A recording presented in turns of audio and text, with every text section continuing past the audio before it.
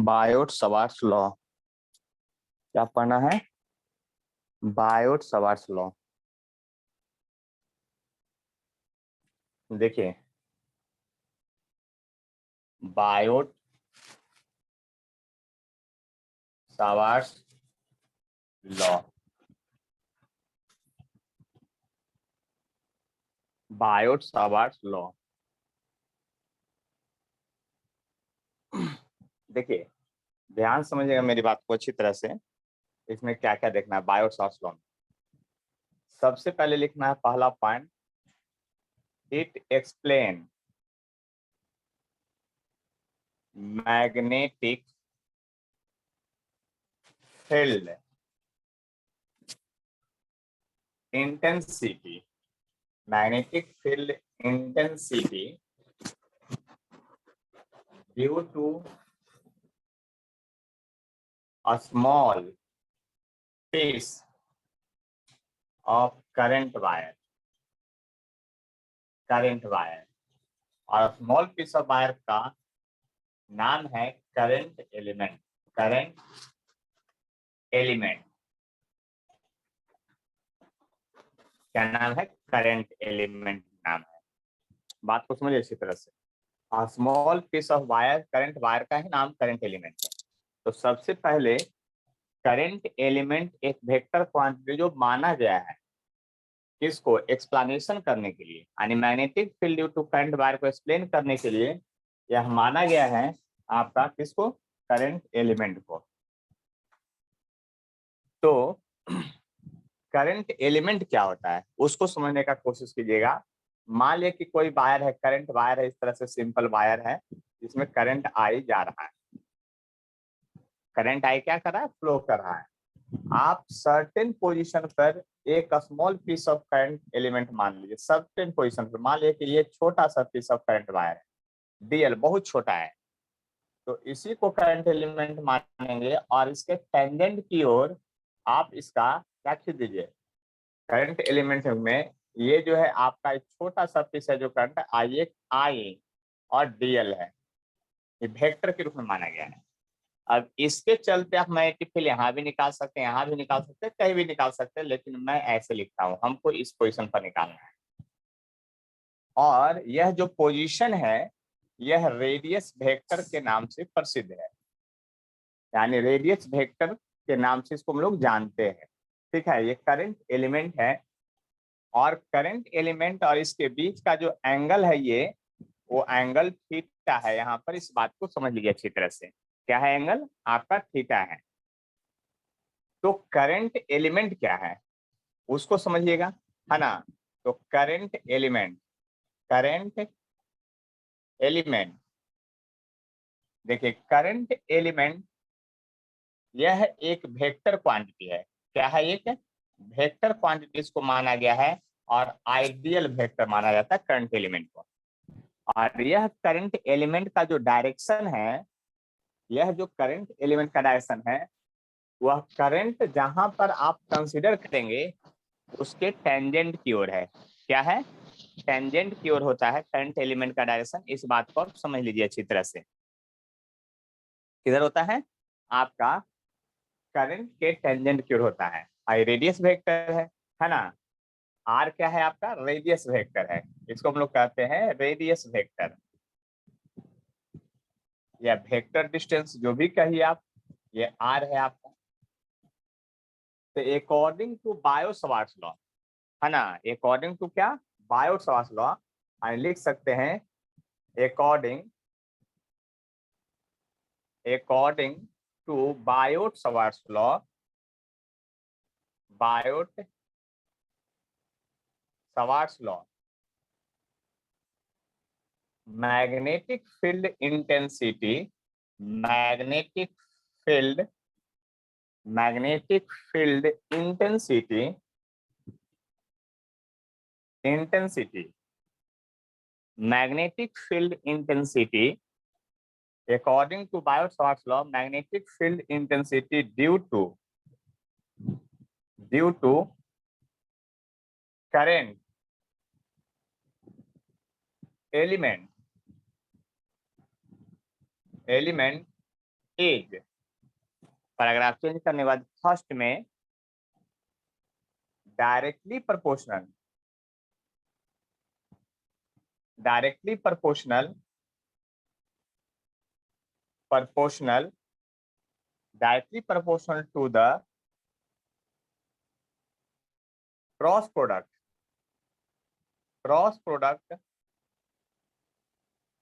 of current element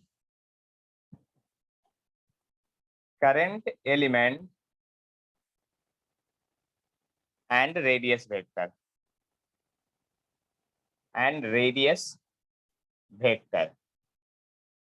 यानी कि dv जो होगा स्मॉल मैग्नेटिक फील्ड होगा, क्योंकि स्मॉल पीस ऑफ वायर है, तो यह डायरेक्टली प्रोपोर्शनल, ये लॉ दिया गया डायरेक्टली प्रोपोर्शनल होगा क्या, करंट एलिमेंट वेक्टर और रेडियस वेक्टर का cross product.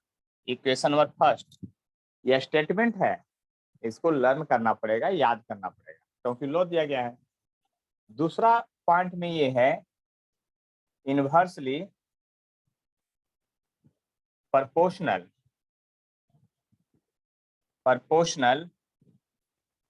To the cube of magnitude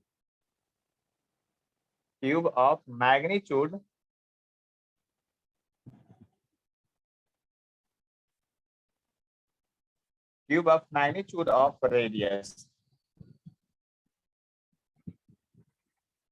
cube of magnitude of radius। यानी कि आप कह सकते हैं यहाँ पर कि dv जो होगा वो इनवर्सली प्रोपोर्शनल टू क्यूब होगा। अब देखिए ध्यान से, फ्रॉम इक्वेशन फर्स्ट और सेकेंड से यदि आप चलते हैं, from equation first and second से यदि आप चलते हैं, तो dv जो होगा directly proportional to current element radius vector by r cube होगा। देख लीजिए, बात समझिए अच्छी तरह से, और यहाँ तक में यदि कोई प्रॉब्लम है तो बतलाइए।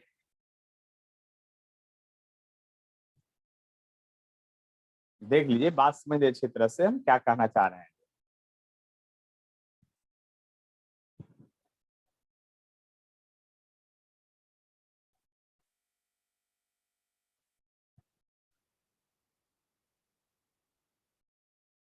देख लीजिए, एकदम सिंपल लॉ दिया गया है, इसको आपको लर्न करना है, और इसमें ज्यादा कोई परेशानी नहीं है, अगर है तो बोलिए।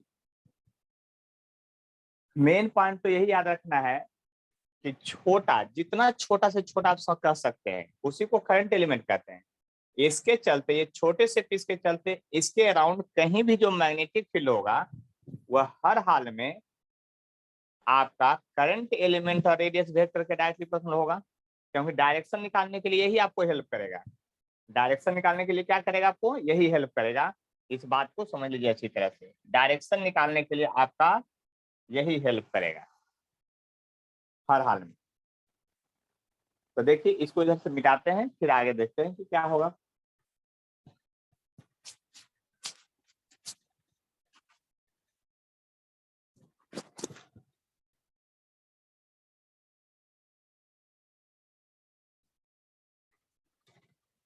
देखिए, सबसे लास्ट पॉइंट मेनली याद रखना है, जो सबसे उधर लिखा हुआ है।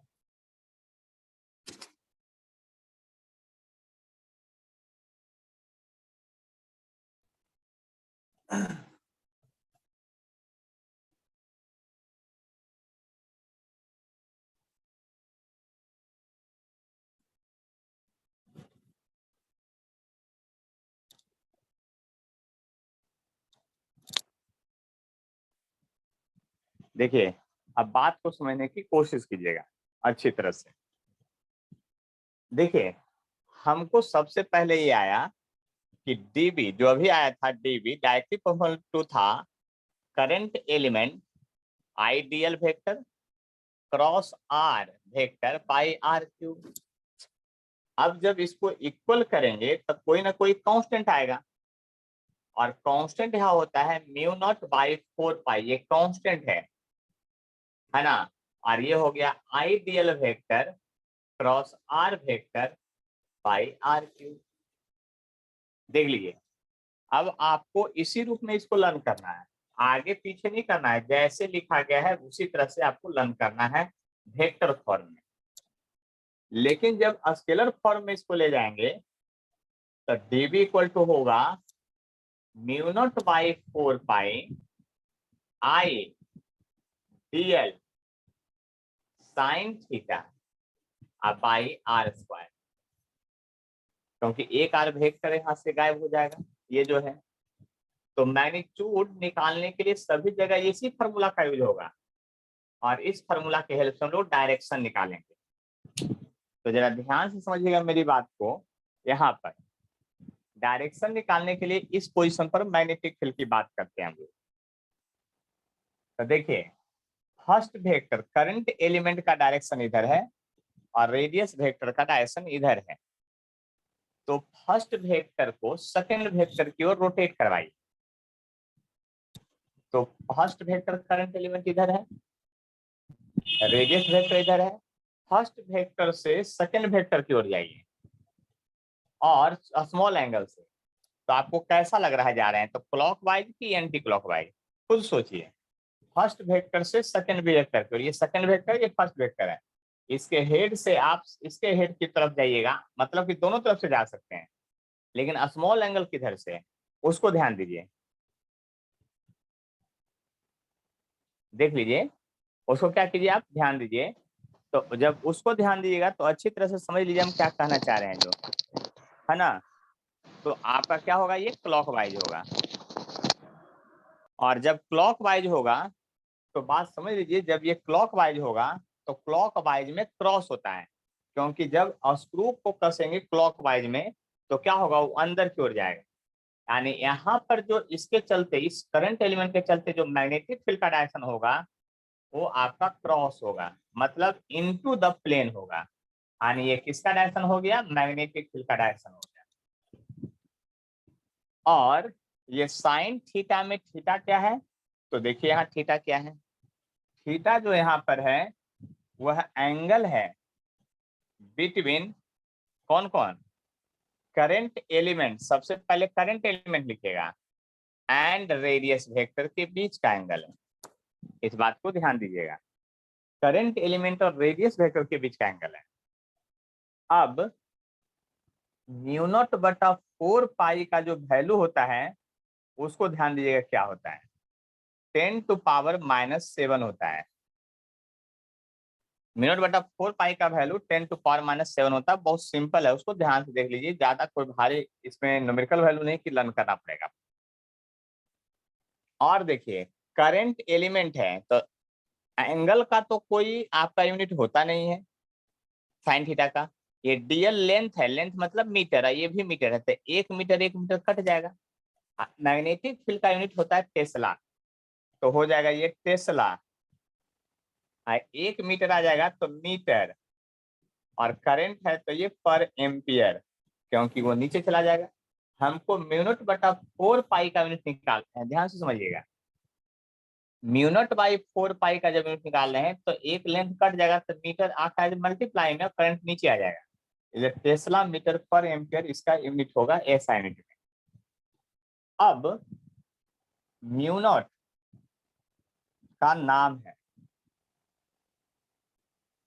Magnetic permeability of free medium, यानी एयर और space,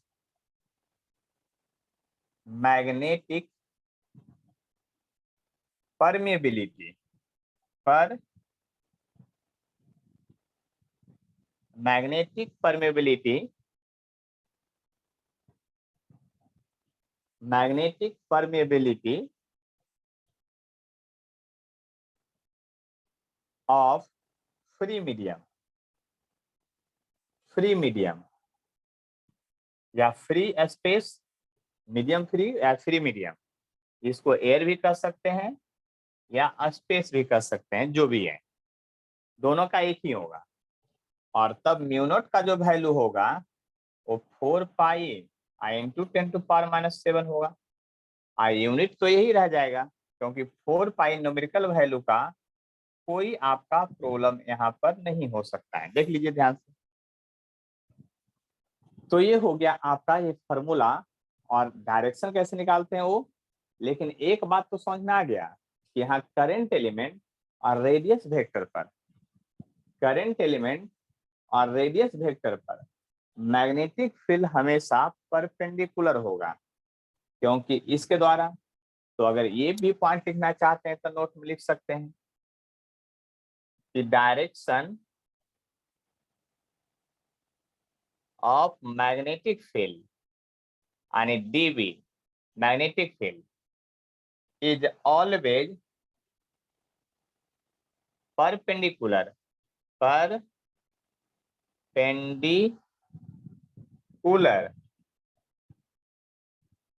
on perpendicular on current element, perpendicular on both current element ideal and radius vector r, दोनों पर 90 डिग्री बनाएगा।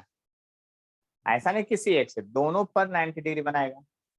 यह ऐसा भी कह सकते हैं मैग्नेटिक फील्ड, आप ऐसा भी कह सकते हैं कि magnetic field is always magnetic field is always perpendicular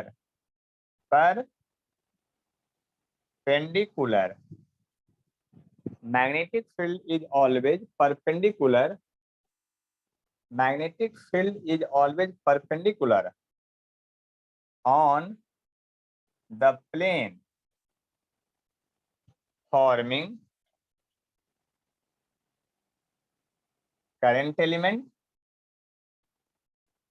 and radius vector, यानी करंट एलिमेंट और रेडियस वेक्टर के द्वारा जो प्लेन बनेगा, जैसे करंट एलिमेंट अगर रेड वाला इधर है और रेडियस वेक्टर इधर है, तो ये जो प्लेन बना, ये प्लेन पर मैग्नेटिक फील्ड ऑलवेज परपेंडिकुलर होगा, या तो ऊपर की ओर होगा या तो नीचे की ओर होगा। अगर प्लेन ऐसा हो जाए तो मैग्नेटिक फील्ड या तो इधर होगा या तो उधर होगा। यानी कहने का मतलब ये हुआ कि मैग्नेटिक फील्ड लाइन हर हाल में परपेंडिकुलर ही होगा। बस इतना समझ लीजिए। देख लीजिए, मैग्नेटिक फील्ड लाइन जो है आपका हर हाल में क्या होगा, परपेंडिकुलर ही होगा। बात समझने का कोशिश कीजिए अच्छी तरह से, देख लीजिए, बात समझ लीजिए, है ना।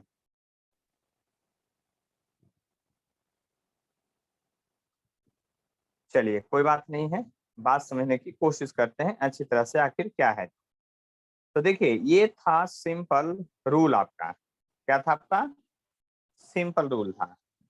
अब आपको इसका यूज भी देखना है। इसका यूज हम लोग कहाँ कहाँ करेंगे, करंट एलिमेंट का हम लोग यूज क्या करेंगे। तो इसको फार्मूला के रूप में स्क्रीनशॉट ले लीजिए, क्योंकि तुरंत फिर मिल जाएगा तो दिक्कत होगा। इसको रखिएगा सामने, क्योंकि इसका और इसका यूज होगा। देख लीजिए, एक बार स्क्रीनशॉट ले लीजिए। देखिए, यहाँ पर बात समझ सकते हैं अच्छी तरह से आप, हम कहना क्या चाह रहे हैं, है ना। तो फाइनली आप समझ सकते हैं यहाँ पर क्या, ये जो करंट एलिमेंट के चलते मैग्नेटिक फील्ड की बात कर रहे हैं, वह बात आप समझ सकते हैं अच्छी तरह से कि क्या करना है। यानी बायोट सवार्ट लॉ की हम बात कर रहे हैं। बात समझिए अच्छी तरह से, और कोई प्रॉब्लम है तो बोलिए।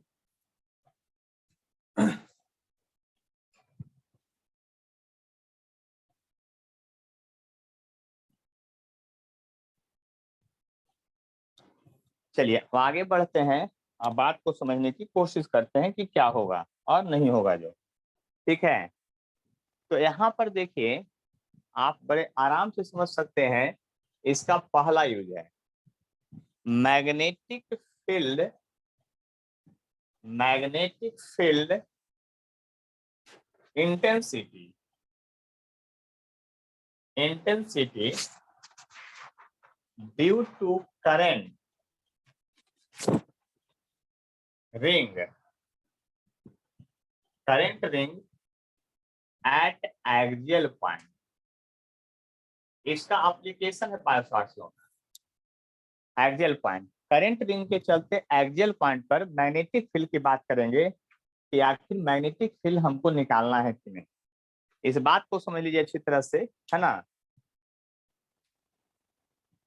तो बात समझने की कोशिश कीजिए अच्छी तरह से, हम क्या कहना चाह रहे हैं देख लीजिए, बात समझ लीजिए अच्छी तरह से। अब अगर करंट रिंग है, उसके चलते मैग्नेटिक फील्ड अगर आपको निकालना हो तो आप क्या करेंगे। देखिए, एक करंट रिंग जब बनाएंगे,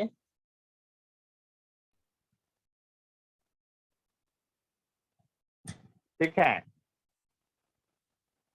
तो करंट रिंग जब बनाएंगे तो बात समझने की कोशिश कीजिए अच्छी तरह से। तो देखिए, करंट रिंग को हम बना दिए हैं, ये करंट रिंग है। मैं करंट रिंग को पूरा सर्कुलर भी बना सकता था, लेकिन वहां पर एक्सिस ऐसा हो जाएगा जो कि आपको पॉइंट साइज दिखेगा। हमको एक्सिस भी दिखाना था, इसीलिए करंट रिंग जो है बोर्ड पर इस तरह से खड़ा है और वायर इस तरह से है, इसीलिए एक्सिस भी दिख रहा है। हमको दोनों को दिखाना था, इसलिए इस तरह का पिक्चर बनाया है और यहाँ 3D पिक्चर बनेगा। देखिए, करंट रिंग में करंट जो है आपका ये यहाँ से एंटी क्लॉकवाइज घुमा रहे हैं। क्या घुमा रहे हैं? आपका एंटी क्लॉकवाइज में करंट है। और डॉटेड लाइन दिखा सकते हैं आप कि इधर भी करंट रिंग है, ऐसा नहीं, एक्सिस ये भी है। ये क्या है? आपका एक्सिस है, एक्सिस ऑफ रिंग है और करंट उसमें रोटेट कर रहा है। अब यदि हम इसको करंट रिंग में एक पार्ट, क्योंकि करंट रिंग के चलते आपको मैग्नेटिक फील्ड निकालना है, लेकिन हम लोग बायो-सावर्ट्स लॉ में एक छोटे से पीस के चलते मैग्नेटिक फील्ड निकालना के लिए फॉर्मूला दिया गया है। जब छोटे से पीस के लिए फॉर्मूला दिया, हमको पूरे रिंग के चलते निकालना है, इसको बहुत सारे पीस में डिवाइड करना पड़ेगा और एक छोटा सा करंट एलिमेंट को कंसीडर करना पड़ेगा। यानी कि आप लिख सकते हैं इसको सिंपल भाषा में, first we divide the ring into many small pieces. One such piece of length dl taken. One such piece of length dl taken. बात समझ लीजिए अच्छी तरह से, हम क्या कहना चाह रहे हैं, है ना। बात समझने की कोशिश कीजिए, है ना। First we divide the ring into many small pieces, one such piece of length dl taken. बात समझ लीजिए अच्छी तरह से, हम क्या कहना चाह रहे हैं। अब यहाँ पर इस तरह बात हो गया, one such piece of length dl taken. एक कहीं भी पीस लीजिए, तो हम अपनी सुविधा के अनुसार से सबसे टॉप पर यहाँ एक पीस छोटा सा लेते हैं, करंट एलिमेंट एकदम छोटा सा। और वह करंट एलिमेंट का जब टेंजेंट खींचेगा तो वह टेंजेंट आई डीएल जो है करंट एलिमेंट का, वो यहाँ पर आ जाएगा। करंट एलिमेंट का डायरेक्शन जो है आपका इस तरफ आ गया। सेंटर वाले पॉइंट को ओ मानते हैं और इस पॉइंट को मैं ए कंसीडर कर लेता हूं, ठीक है। अब जरा बात ध्यान से समझने की कोशिश कीजिएगा, हम क्या कहना चाह रहे हैं। हम इस करंट एलिमेंट के चलते इस एक्सिस पर कहीं भी हम मैग्नेटिक फील्ड निकालना चाहते हैं। तो चलिए, यहां से मैं यहां पर मैग्नेटिक फील्ड निकालना चाहता हूं और ये पॉइंट आपका पी है। ये पॉइंट आपका क्या है? पी है। और यहां से यहां तक का जो दूरी है उसको मैं एक्स मान लेता हूं। क्या मान लेता हूँ? एक्सियल डिस्टेंस को एक्स मान लेता हूँ।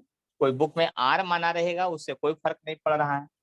और इसका रेडियस जो है, इसकी रेडियस को मैं ए मान लेता हूँ। क्या मान लेता हूँ? ये आपका ये रेडियस दिखा रहे हैं, रेडियस को मैं ए मान लिया हूँ, है ना। रेडियस ऑफ रिंग को मैं ए कंसिडर किया हूँ, बल्कि यहाँ कंसिडर किए हैं। तो यहाँ पर ये भी मान लेते हैं बात को कि आई जो है करंट इन द, क्या है, रिंग है। ए जो है यहाँ पर, यह रेडियस है। क्या है आपका? रेडियस ऑफ रिंग है। और x जो है position of axial point P,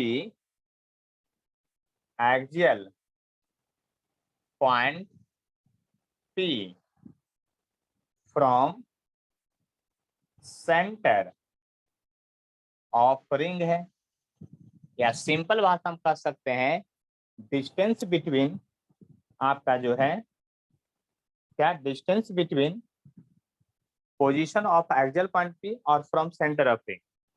यानी आप कह सकते हैं कि ये क्या है, आपका distance between centre of ring जो है आपका दिया हुआ है।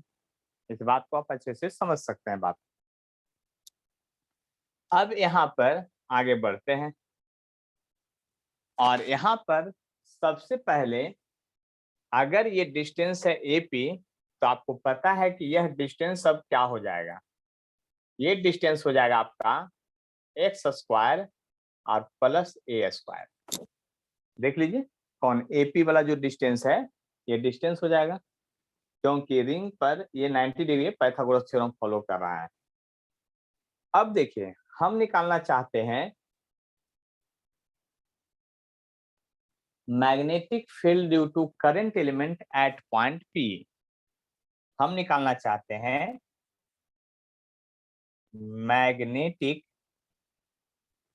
Field intensity, magnetic field intensity at point P due to current element, और उसका वैल्यू होगा dV, और dV को हम स्केलर फॉर्म में निकालना चाहते हैं, तो क्या लिखेगा, μ0/4π I dl sine theta. Sine theta किसके बीच का एंगल था, करंट एलिमेंट और रेडियस वेक्टर। तो रेडियस वेक्टर का काम यहाँ AP कर रहा है अभी करंट एलिमेंट के लिए। अब बात समझ सकते हैं, AP जो है वही रेडियस वेक्टर का काम कर रहा है और एक करंट एलिमेंट है। तो आप लोग बताइए दोनों के बीच में एंगल कितना पॉसिबल है, जो भी दिख रहा है ये वाला एंगल, ये टोटल एंगल करंट एलिमेंट से लेके AP लाइन के बीच का एंगल। देख लीजिए ध्यान से समझ लीजिए। अगर ज्योमेट्री की बात करते हैं तो आप इस तरह से समझ सकते हैं। देखिए ये अगर करंट रिंग में, अगर आपका ये रिंग में करंट रोटेट कर रहा है इस तरह से, क्या कर रहा है, रोटेट कर रहा है, तो आप इस तरह से बात करेंगे, बात समझ लीजिए इसी तरह से। देख लीजिए आप इस तरह से करंट एलिमेंट को दिखाएंगे, और दूसरी बात इसमें जब दिखाएंगे तो ये जो है दोनों टेंजेंट की काम करेगा। किसका काम करेगा, टेंजेंट का काम करेगा। बात समझ लीजिए अच्छी तरह से हम क्या बोलना चाह रहे हैं, जो है ना। यहाँ पर आप देखिएगा कि ये करंट एलिमेंट का काम कर रहा है। किसका काम कर रहा है, करंट एलिमेंट। तो करंट एलिमेंट और AP लाइन जो है, अगर करंट एलिमेंट ये ब्लैक पेन है और AP लाइन है, तो दोनों एक दूसरे पर परपेंडिकुलर बना रहा है, क्योंकि एक टेंजेंट है एक रेडियस की काम कर रहा है। तो ये 90 डिग्री है, हम लिख भी देते हैं यहाँ पर रेड पेन से, ये क्या है 90 डिग्री है। क्या है, 90 डिग्री है ऑलवेज। तो जब 90 डिग्री है तो फॉर्मूला μ0/4π आइडियल साइन थीटा होता था। तो यहाँ पर तो आप लिखेंगे साइन 90 डिग्री, साइन 90 डिग्री, और डिस्टेंस का स्क्वायर होता है। तो डिस्टेंस आपका AP है, डिस्टेंस आपका क्या है, AP है। इस बात को समझ लीजिए, डिस्टेंस क्या है आपका, AP है। इस AP डिस्टेंस को ध्यान से समझिए, AP डिस्टेंस जो है आपका x² प्लस a² का अंडर रूट में है, और वहां डिस्टेंस का स्क्वायर होता है फॉर्मूला में, तो स्क्वायर कीजिएगा तो रूट गायब हो जाएगा। तो आपको लिखाएगा x² प्लस a², ऐसा। देख लीजिए बात समझ लीजिए अच्छी तरह से, x² प्लस क्या होगा आपका, a² लिखाएगा, क्योंकि रूट गायब हो जाएगा। तो मैग्नेटिक फील्ड का फॉर्मूला यहाँ पर हुआ। अब इसका डायरेक्शन समझने की कोशिश कीजिए। तो हम क्या बोले थे, करंट एलिमेंट और रेडियस वेक्टर पर मैग्नेटिक फील्ड का जो डायरेक्शन होता है ना, वह ऑलवेज परपेंडिकुलर होता है। तो करंट एलिमेंट इस रिंग पर इस डायरेक्शन में है, रेडियस वेक्टर ये इस डायरेक्शन में है, यानी ऐसा है, तिरछा कह सकते हैं इसको, ऐसे है। अब यहाँ पर मैग्नेटिक फील्ड एंटी क्लॉकवाइज में है करंट, तो अपवर्ड होगा, यानी यहाँ पर ऐसे तिरछा होगा। यानी समझ लीजिए ये तीनों इस तरह से दिखेगा आपको। ये जो प्लेन है इस प्लेन पर ऐसा दिखेगा। यानी कहने का मेरा मतलब ये हुआ कि यहाँ पर मैग्नेटिक फील्ड जो दिखेगा, मैग्नेटिक फील्ड वो ऐसा दिखेगा, डीबी का डायरेक्शन, और इसके बीच का एंगल 90 डिग्री होगा। ये बात आप समझ सकते हैं, इसके बीच का एंगल क्या होगा, 90 डिग्री होगा। क्यों? क्योंकि magnetic field intensity current element और रेडियस वेक्टर दोनों पर ही परपेंडिकुलर होता है, दोनों पर ही 90 डिग्री का एंगल बनाता है। इस बात को समझ लीजिए अच्छी तरह से, देख लिए दोनों पर ही 90 डिग्री का एंगल बनाता है। इस बात को समझने की कोशिश कीजिए, दोनों पर ही 90 डिग्री का एंगल बनाता है। तो हम मान लेते हैं कि अब मैग्नेटिक फील्ड जो है इस एक्सिस के साथ कुछ अलग एंगल अल्फा बना रहा होगा। तो ये एंगल जो होगा आपका 90 माइनस अल्फा हो जाएगा। इस बात को समझ सकते हैं, 90 माइनस अल्फा हो जाएगा, और ये एंगल जो है आपका अल्फा हो जाएगा। ये एंगल क्या हो जाएगा आपका, अल्फा हो जाएगा। देख लिए ध्यान से। अब बात समझने की कोशिश करते हैं। अब इस करंट एलिमेंट के चलते जो मैग्नेटिक फील्ड आया, इसका दो पार्ट होगा। एक पार्ट जो होगा आपका इधर चला जाएगा, डी बी कॉस अल्फा। एक पार्ट इधर चला जाएगा आपका, जो कि होगा डी बी साइन अल्फा। क्या होगा, डी बी साइन अल्फा होगा। देखिए ध्यान से, बात समझ सकते हैं आप अच्छी तरह से। अब यह जो डी बी साइन अल्फा है वो सिमेट्रिसिटी के कारण कैंसिल होगा। कहिए कैसे? तो रिंग पर इसके चलते मैग्नेटिक फील्ड ऊपर था, जब ऊपर वाला पीस लिए थे तो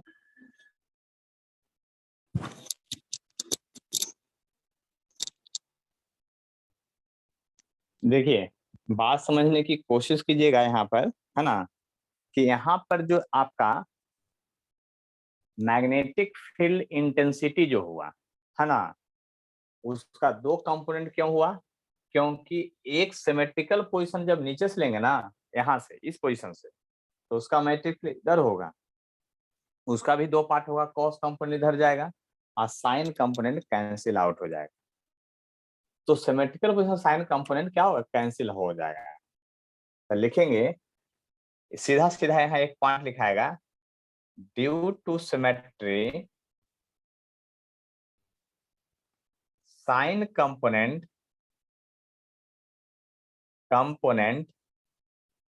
is cancelled out,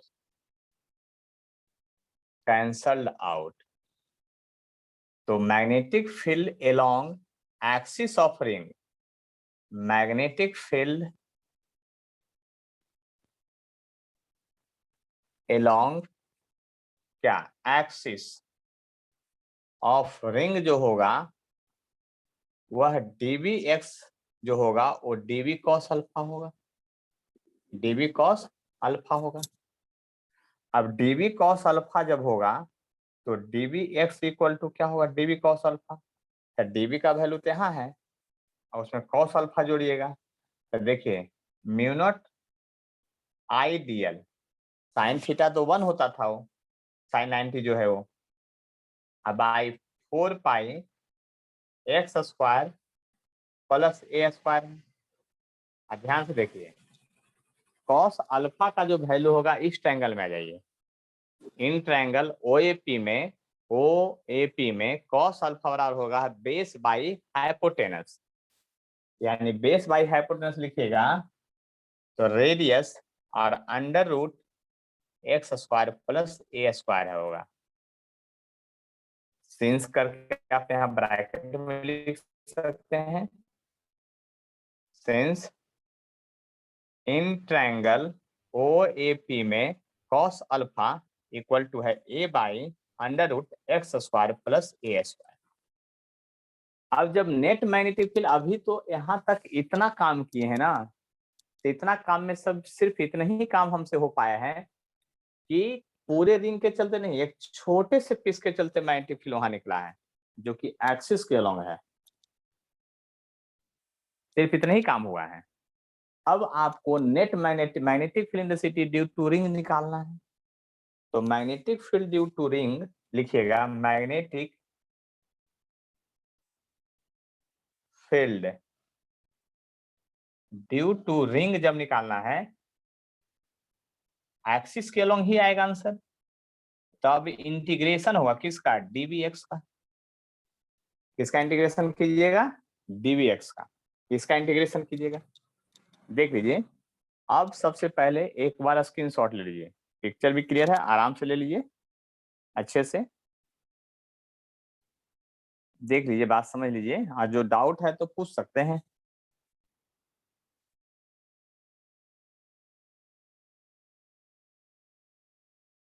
क्या कीजिए, एक बार स्क्रीनशॉट ले लीजिए अच्छे से।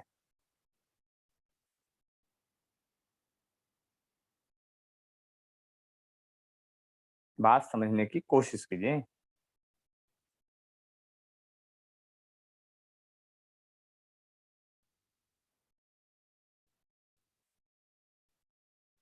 चलिए, तो हम आगे अब चलते हैं, है ना। यहाँ पर देखिए, अब ये सब लैंग्वेज मिटाते हैं, सिर्फ हमको उसकी जरूरत है उधर। फिगर अभी रहने देते हैं, फिगर का जरूरत पड़ेगा थोड़ा बहुत, एक्सिस ऑफ रिंग वगैरह को केवल मिटा देते हैं, ठीक है।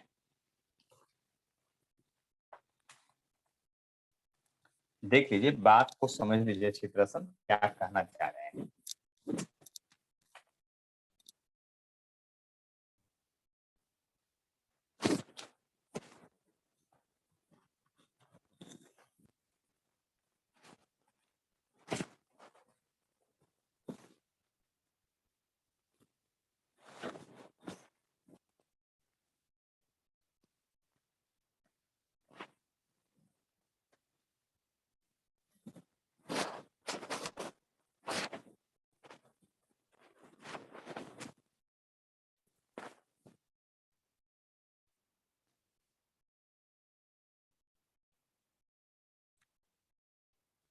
DB cos alpha theta.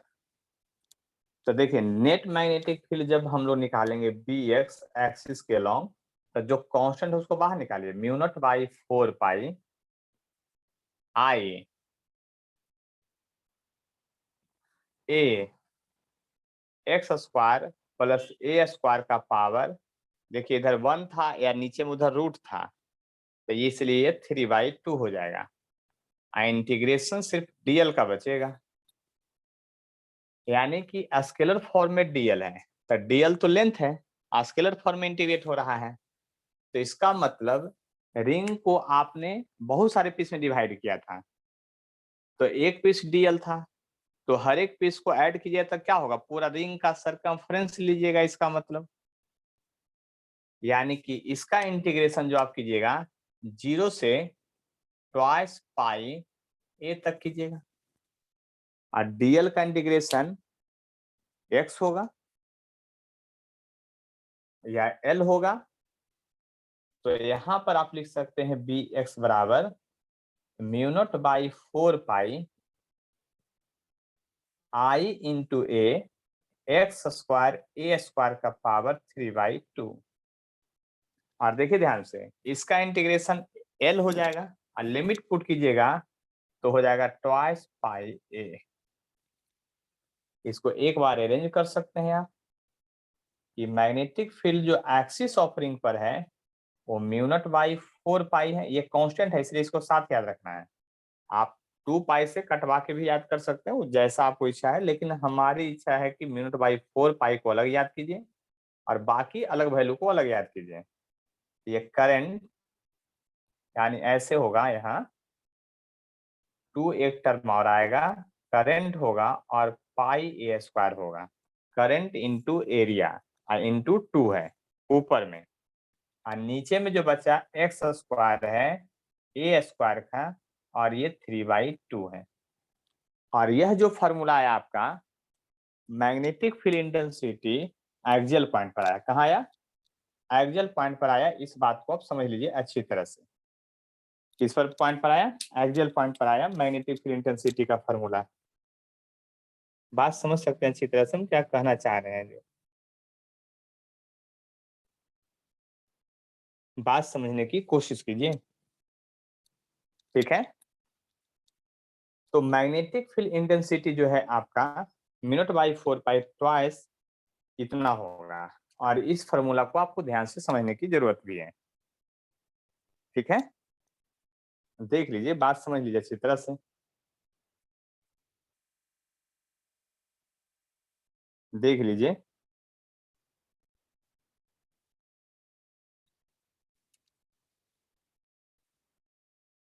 इस फॉर्मूला को याद कर लेना है। यानी ये एक्सिस पर हुआ, इस फॉर्मूला को याद करना है, बहुत इंपॉर्टेंट फॉर्मूला है। आपको आगे बहुत सारे चैप्टर में इसका डायरेक्ट यूज आएगा। तो magnetic field intensity at the axis of ring जो होगा, ये फॉर्मूला याद करना है।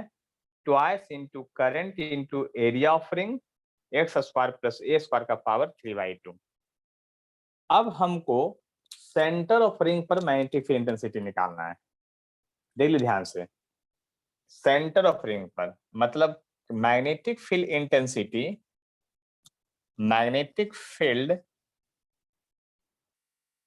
Eight centre of ring, centre of ring पर जाना है कि क्या होगा?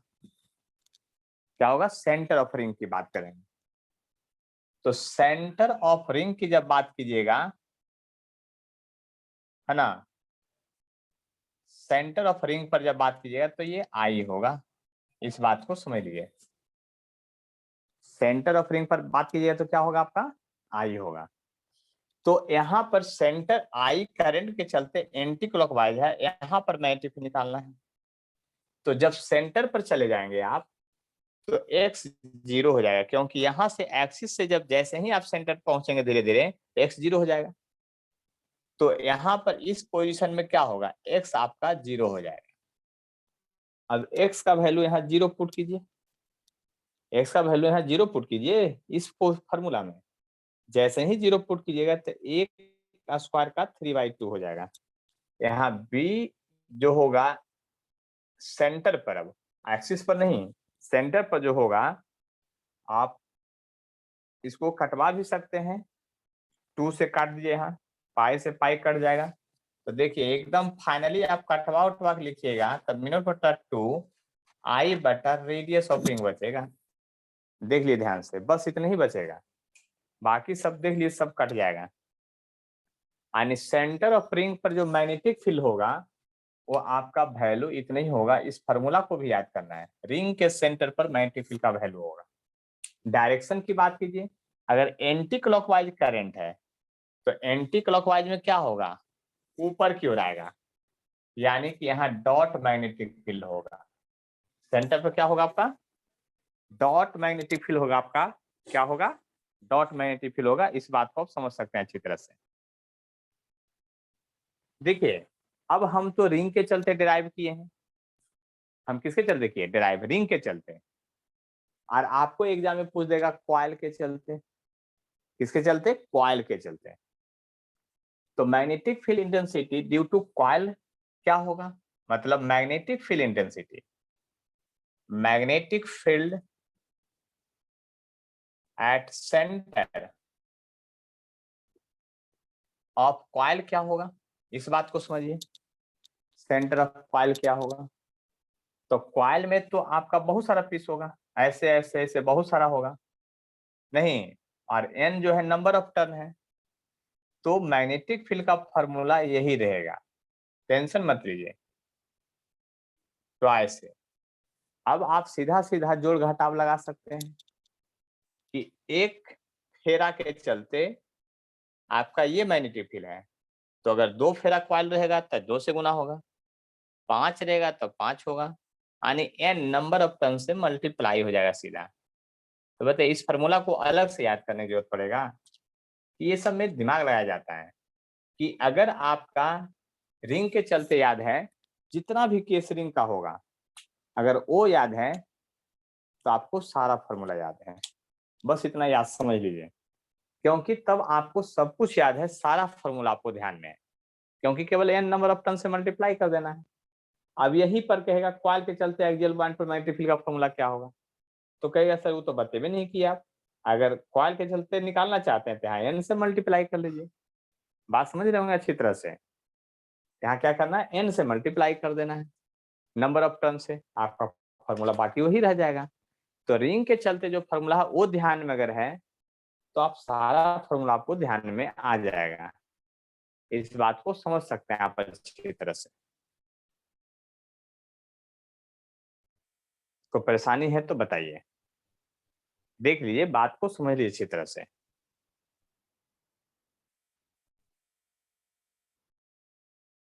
तो बात को समझने की कोशिश कीजिए, आखिर यहाँ क्या करना है और नहीं करना है। ठीक है, तो यहाँ समझने की कोशिश कीजिए, आखिर देख लीजिए, बात को समझ लीजिए अच्छी तरह से, है ना। तो ये हो गया कॉइल के चलते। अब हमको निकालना है आर्क के चलते formula. Magnetic field at centre of arc, current arc, मतलब उसमें करंट रहेगा, आर्क के चलते निकालना चाहते हैं। तो समझ लीजिए हम क्या कर रहे हैं, यहाँ पर पूरा रिंग नहीं है आपका, पूरा रिंग नहीं है, आर्क है।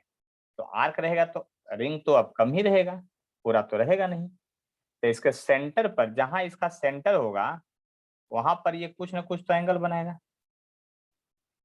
देख लीजिए, अगर करंट ऐसे घूम रहा है आई, तो ये सेंटर पर कुछ ना कुछ एंगल बनाएगा, थीटा मान लीजिए एंगल बनाएगा। ये लिख देते हैं, कितना एंगल बना रहा है, थीटा एंगल बना रहा है, देख लीजिए। तो यहाँ पर मैग्नेटिक फील्ड का फॉर्मूला क्या होगा, बात समझिए इसी तरह से। ठीक है, तो यहाँ जो बी होगा, बी यहाँ जो मैग्नेटिक फील्ड का फॉर्मूला होगा वो क्या होगा, कैसे दिमाग लगाइएगा। तो यहाँ पर ज्यादा कुछ नहीं दिमाग लगाना है, पूरा रिंग के चलते सेंटर पर ये है, यानी मैं इधर समझा देता हूँ सीधा। पूरा रिंग के चलते एंगल 2 पाई बना हुआ है, 2 पाई एंगल है। तो मैग्नेटिक फील्ड का फॉर्मूला आपका ये था, देख लीजिए, यानी उसको बी मान लीजिए। अगर एंगल 1 हो जाए तो b/2 पाई हो जाएगा एंगल। अगर एंगल थीटा हो जाए तो b इंटू थीटा/2 पाई हो जाएगा। देख लीजिए ध्यान से, बहुत सिंपल सा कंसेप्ट है, इसलिए b इंटू थीटा/2 पाई होगा। और मैग्नेटिक फील्ड जो है सेंटर पर b है रिंग के चलते, यानी ये फॉर्मूला होगा μ0I/2 और थीटा/2 पाई। और ये अलग से लिखना है, उसके साथ मल्टीप्लाई नहीं करना है, लेकिन अलग से, यानी magnetic field at the centre of ring हो गया। लेकिन यह फॉर्मूला कब यूज होगा, जब थीटा को रेडियन में लीजिएगा। रेडियन में लेने का मतलब, रेडियन में लेने का मतलब क्या, आपका पाई में π/2 में। लेकिन अगर आपको उतना नहीं कन्वर्ट करने आता है तो भी कोई दिक्कत नहीं है, इस फार्मूला को μ0I/2 इंटू रेडियस और थीटा/360 डिग्री कर लीजिए, तो एंगल डिग्री में से ही काम निकल जाएगा, क्योंकि 2 पाई इक्वल टू होता है 360 डिग्री। फार्मूला लेकिन आपको हर हाल में याद रखना है। देखिए हम बोले थे ना कि इलेक्ट्रोस्टैटिक्स से थोड़ा आसान है ये। आसान किस सेंस में, वो सोचिए, वहां रिंग के लिए अलग डेरिवेशन था, आर्क के लिए अलग डेरिवेशन था, लेकिन यहाँ पर एक ही डेरिवेशन से सारा काम आ गया। और फार्मूला भी लर्न करना आसान है। याद कीजिए, इलेक्ट्रिक फील्ड इंटेंसिटी रिंग के सेंटर पर जब चार्ज डिस्ट्रीब्यूटर रहता था तो 0 होता था, लेकिन मैग्नेटिक फील्ड इंटेंसिटी 0 नहीं है, उस बात को ध्यान दीजिए, कंफ्यूज मत कीजिए। आपको एक बार फार्मूला पूछ दे तो रिंग के सेंटर पर 0, ये बात डायरेक्ट नहीं बोलना है, क्योंकि इलेक्ट्रिक फील्ड इंटेंसिटी रिंग के सेंटर पर 0 होता है, लेकिन मैग्नेटिक फील्ड इंटेंसिटी नहीं होता है। मैग्नेटिक फील्ड इंटेंसिटी का वैल्यू है, और कैसे आया है वो भी बता दिए। और आर्क के चलते जो सेंटर पर होता है वहां फॉर्मूला थोड़ा ज्यादा था, लेकिन यहाँ पर तो फॉर्मूला आपका सिंपल है। आप समझ सकते हैं बात को हम क्या कहना चाह रहे हैं जो। तो अब आगे बढ़ते हैं और बात को समझने की कोशिश करते हैं। देख लीजिए, बात समझिए अच्छी तरह से, एक बार स्क्रीनशॉट ले लीजिए। यहाँ एक बार स्क्रीनशॉट ले लीजिए हर हाल में।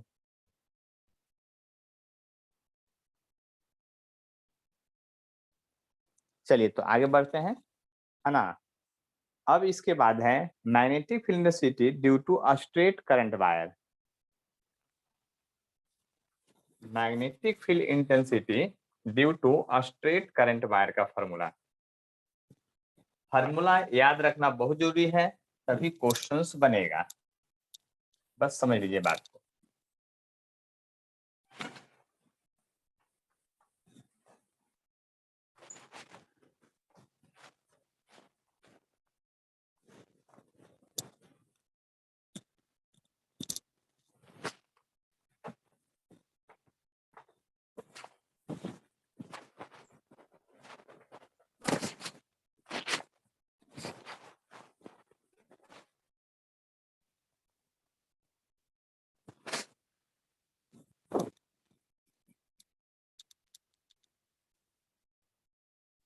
देख लीजिए, बात समझिए अच्छी तरह से हम क्या कहना चाह रहे हैं जो। क्या हो रहा है, देख लीजिए, बात समझ लीजिए अच्छी तरह से।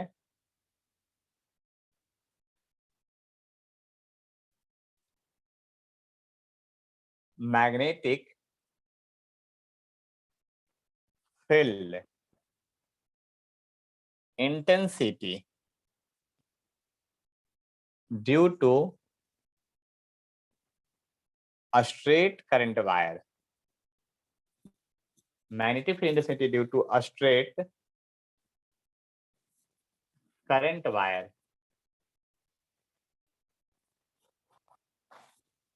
यानी मैग्नेटिक फील्ड इंटेंसिटी निकालना है स्ट्रेट करंट वायर के चलते क्या होगा।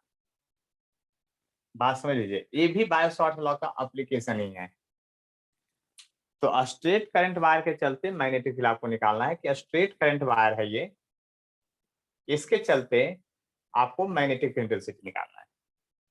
तो मैग्नेटिक फील्ड इंटेंसिटी जिस पॉइंट पर स्ट्रेट करंट वायर है, यहाँ पर भी निकालना हो सकता है मैग्नेटिक फील्ड, यहाँ पर भी हो सकता है, यहाँ पर भी हो सकता है, कहीं भी हो सकता है मैग्नेटिक फील्ड। लेकिन जहां पर निकालना रहे वहां से परपेंडिकुलर लाइन डालिएगा। यानी यहाँ यदि निकालना है तो यहाँ से ये परपेंडिकुलर लाइन यहाँ होगा, यहाँ 90 डिग्री का एंगल बनना चाहिए। और इस डिस्टेंस को आप x मान सकते हैं, d मान सकते हैं, जो भी मान लीजिए। मान लीजिए कि ये डिस्टेंस आपका d है, कहाँ से, यहाँ से लेके यहाँ तक। तो अब यहाँ पर इसके एंड से, वायर जहां है उसके एंड से यहाँ तक एक लाइन मिलाइए, और वायर के इस एंड से यहाँ तक एक लाइन मिलाइए। तो यहाँ दो एंगल का फॉर्मेशन हो रहा है, एक एंगल इधर, एक एंगल इधर। इसको अगर आप θ1 मानते हैं तो इसको आप θ2 मान लीजिए।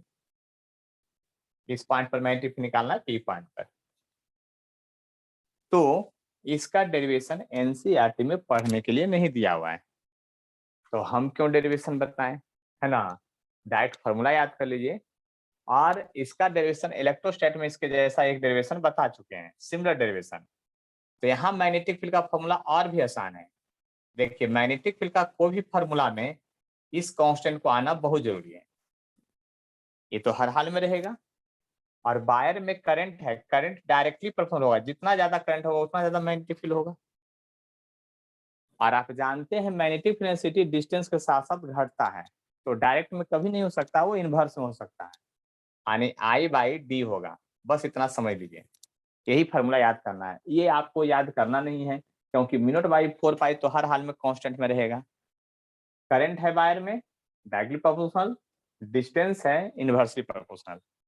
अब दोनों एंगल है, तो यहाँ पर जो होगा आपका ऊपर में sin θ1 प्लस sin θ2 होगा। यही मेन फार्मूला है करंट वायर के चलते, जो आपको लर्न करके रखना है। देख लीजिए बात ध्यान से, समझ लीजिए बात को, sine theta 1 plus sine theta 2 होगा। देखिए बहुत भारी फॉर्मूला भी नहीं है। अब इसका केस अगर देखना है तो केस तुरंत देख लेंगे हम लोग। केस देख लेते हैं। केस फर्स्ट में क्या है, लॉन्ग स्ट्रेट वायर, इसको लिखा जाता है long straight wire. Long straight wire या इसी को कहते हैं इन्फिनिटी लॉन्ग, या इसी को कहते हैं इन्फिनिटली लॉन्ग। लॉन्ग रहे या इन्फिनिटी लॉन्ग रहे, इसका मतलब क्या होता है वो समझ लीजिए। ये वायर है, इन्फिनिटी लॉन्ग का मतलब इधर से भी इन्फिनिटी की ओर गया, इधर से भी इन्फिनिटी की ओर चला गया, और इसमें करंट इस तरह से जा रहा है, और आपको इस पोजीशन पर मैग्नेटिक फील्ड निकालना है जो कि डी दूरी पर है। यहाँ पर क्या निकालना है आपको, मैग्नेटिक फील्ड। तो ध्यान से समझिएगा, एक बात बता रहे हैं उसको ध्यान से समझिएगा।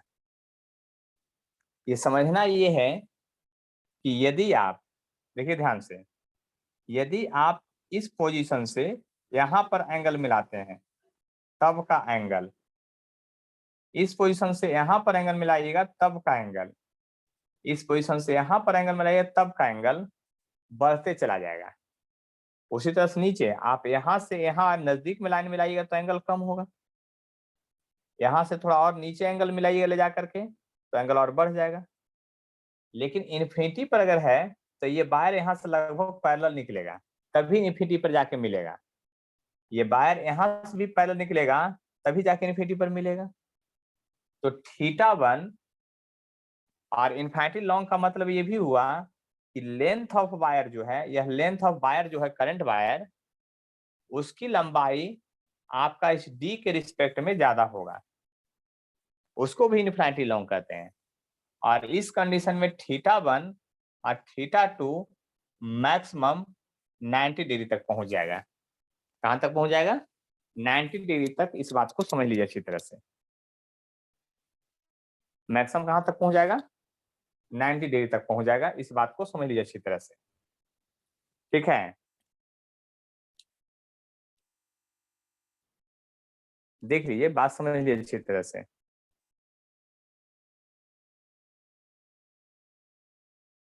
बात समझने की कोशिश कीजिए। तो यहाँ पर बात समझ लीजिए अच्छी तरह से, हम क्या कहना चाह रहे हैं, है ना।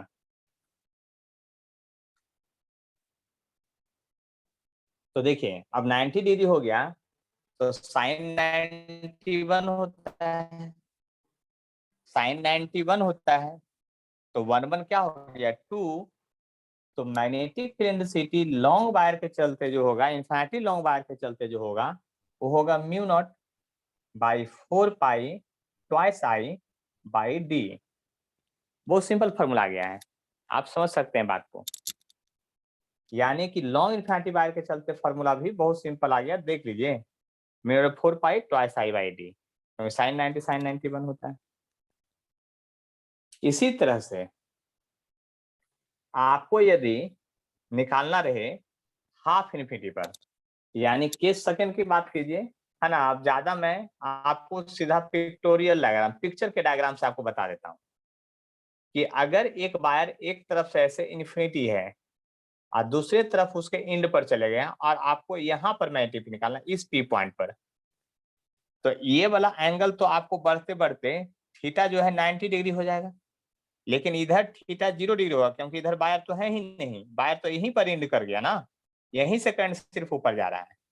मतलब इसको आप सिंपल भाषा में हाफ इन्फिनिटी भी कह सकते हैं, है ना। लेकिन हम वो बात नहीं कर रहे हैं, हम सीधा सीधा बात कर रहे हैं कि अगर यहीं से वायर यहाँ तक गया है, हाफ इन्फिनिटी की जो बात कर रहे हैं, तब क्या हो सकता है पॉसिबिलिटी, उसको समझने की कोशिश कीजिए।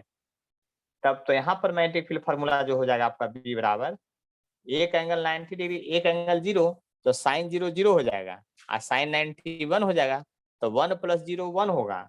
यानी मैग्नेटिक फील्ड फार्मूला होगा mu naught by 4 pi I by D हो जाएगा। यानी हाफ इन्फिनिटी लॉन्ग वायर के चलते मैग्नेटिक फील्ड का फार्मूला क्या होगा उसको आप समझ सकते हैं।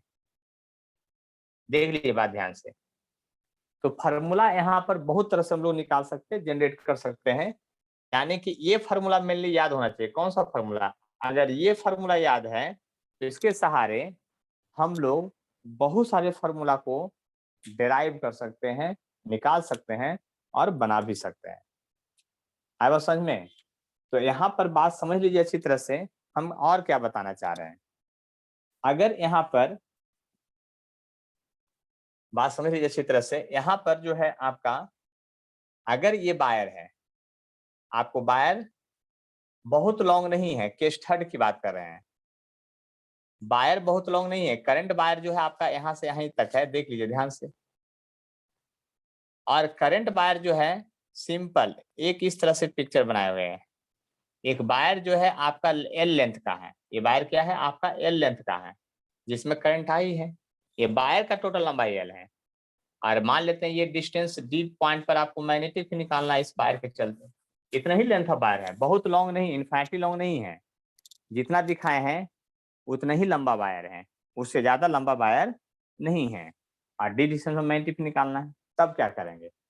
तब कुछ नहीं करेंगे, ये थीटा आपको पहले निकालना पड़ेगा। आई थीटा कैसे निकालिएगा? एल है और डी है, तो आपको पता है पाइथागोरस थ्योरम से आप लिख सकते हैं कि एल स्क्वायर और डी स्क्वायर होगा। और साइन थीटा का वैल्यू यहाँ से लिखिएगा तो परपेंडिकुलर बाई हाइपोटेनस होगा, यानी L by under root L square plus D square. अब बात आप समझने की कोशिश की हम क्या कहना चाह रहे हैं। यानी मैग्नेटिक फील्ड का फॉर्मूला जो है यहाँ से निकलेगा, हर हाल में बाहर जरूर निकलेगा। इस बात को समझ लीजिए अच्छी तरह से। तो कैसे निकलेगा, तो उसको समझने की कोशिश कीजिए, हम क्या बताना चाह रहे हैं आपको। जो देखिए गौर से समझिएगा अच्छी तरह से। अब यहाँ पर मैग्नेटिक फील्ड का फॉर्मूला निकालिएगा, तो mu naught by 4 pi I by D, ये तो होता ही है, और sine theta 1 plus sine theta 2। तो एक तो एंगल है नहीं तो जीरो हो गया, और दूसरा एक मान लिया साइन थीटा है, तो साइन थीटा निकाल ही चुके थे, इसका वैल्यू लिख दीजिए L by under root L square और प्लस डी स्क्वायर। यानी कि बात समझ सकते हैं आप यहाँ पर कि मैग्नेटिक फील्ड इंटेंसिटी का फॉर्मूला जो होगा, आप इस फॉर्मूला के हेल्प से बहुत सारे फॉर्मूला को आप डिराइव कर सकते हैं। ऐसा नहीं कि ये है, बहुत सारे फॉर्मूला को आप डिराइव कर सकते हैं। समझ लीजिए बात को, एक दो नहीं, बहुत सारे फॉर्मूला को आप क्या कर सकते हैं? डिराइव कर सकते हैं। इस बात को समझ लीजिए अच्छी तरह से, है ना। और भी है केस, केस अपना बनाने पर है, जितना केस बनाइए सारा केस का यहाँ से बन जाएगा क्वेश्चन आपका, है ना। यहाँ से बहुत सारे केस आएंगे आपको। तो केस फोर्थ में अब चलते हैं और बात को समझने की कोशिश करते हैं। मतलब इसी तरह से बहुत सारा केस बना सकते हैं। केस फोर्थ की बात करते हैं। अब एक स्ट्रेट वायर है, ये स्ट्रेट वायर है, लॉन्ग है, इनफिनिटी लॉन्ग है, जो भी है, ये करंट वायर है। इस वायर के लाइन में ही किसी पॉइंट पर मैग्नेटिक फील्ड निकालना है, तो क्या होगा? जब इस वायर के लाइन में ही मैग्नेटिक फील्ड निकालिएगा तो एंगल दोनों आपका जीरो हो जाएगा, थीटा 1 थीटा 2 दोनों ही जीरो हो जाएगा, क्योंकि दूर निकलेगा तब ना एंगल बनेगा। तो दूर तो यहाँ है ही नहीं, उसी वायर के लॉन्ग है, उसी पर है निकालना है, तो 0 डिग्री हो जाएगा, तो साइन जीरो जीरो हो जाएगा, ये भी जीरो हो जाएगा। तो जीरो से गुना कीजिएगा तो मैग्नेटिक फील्ड जीरो होगा। यानी स्ट्रेट करंट वायर कोई भी हो, उसी के पोजीशन पर अगर मैग्नेटिक फील्ड निकालना हो तो जीरो होगा, यानी मैग्नेटिक फील्ड वहां पर एग्जिस्ट नहीं करेगा। यानी कहने का मेरा सिंपल सा अर्थ ये है, यदि यह पेन है तब पेन के चलते इसमें करंट वायर है, तो मैग्नेटिक फील्ड पेन पर नहीं होगा, इसके अगल बगल में कहीं होगा। यानी बात समझ सकते हैं हम क्या कहने, मतलब उसके लाइन में आगे पीछे वायर के लाइन पर मैग्नेटिक फील्ड इंटेंसिटी का वैल्यू क्या होगा? जीरो होगा। इस बात को समझ लीजिए अच्छी तरह से, देख लीजिए, इतना बात को समझ सकते हैं आप आराम से, देख लीजिए, बात समझ लीजिए। अब इतना फॉर्मूला जो आज बताए हैं रिंग के चलते, स्ट्रेट वायर के चलते, अगर लर्न करके रहेंगे तो अगले क्लास में बहुत सारा क्वेश्चन करवाएंगे, और तब आपको समझ, फार्मूला एकदम 100% लर्न होना चाहिए, तब समझ में आएगा। जितना केस बताएं वो सारा केस, सब क्वेश्चन आपको बनने लगेगा आराम से एकदम, ठीक है। तो आज का क्लास हम यहीं पर अब एंड करते हैं।